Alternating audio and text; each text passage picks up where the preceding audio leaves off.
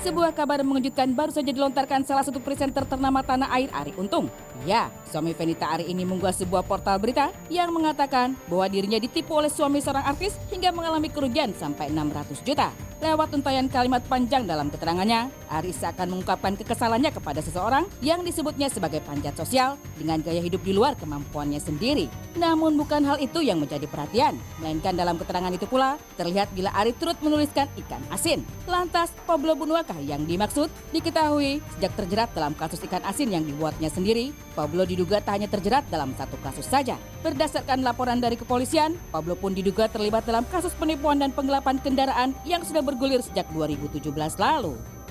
Saat ditemui awak media kemarin, pria 40 tahun ini pun menceritakan kisah yang sebenarnya terjadi.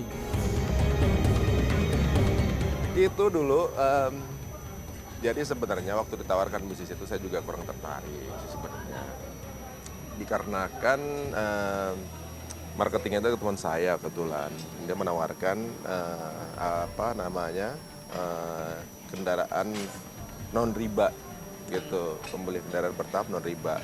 Oh udah buat kendaraan kantor deh gitu kan. Nah udah gitu ya begitu. Tadinya nggak percaya juga, mana ada sih ini teknisnya gimana segala macam. Nah terus kemudian dijual lah nih nama-nama yang bersangkutan ini kan. Saya juga nggak percaya gitu karena nggak terlalu kenal tadinya kan gitu. Akhirnya datang terus kenalan, terus istrinya juga kerja di tempat main juga di produksi saya juga.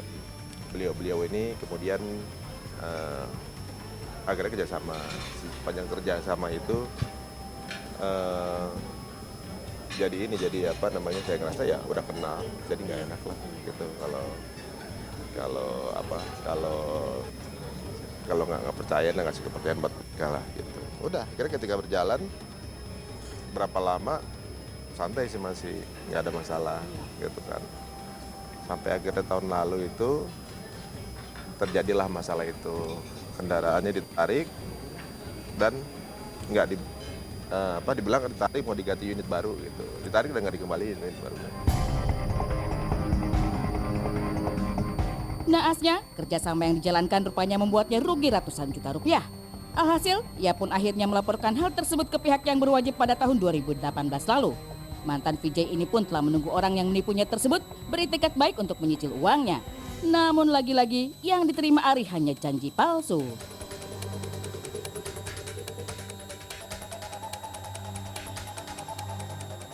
Ada laporan polisi, kemudian keluarlah itikat baik itu untuk menyelesaikan itu. Ya belum lama kita ketemu untuk menyelesaikan dengan proses mencicil itu. Katanya ini bukan ini anak buahnya yang salah, kita juga ya gitu-gitulah. Modusnya sama dengan yang semua.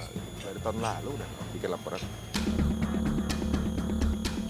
Sayangnya, bapak 3 anak ini enggan menyebut namanya. Namun, jika Arie menyebut ikan asin, nampaknya publik pun mampu menduga bahwa yang dimaksud ialah Pablo Benua.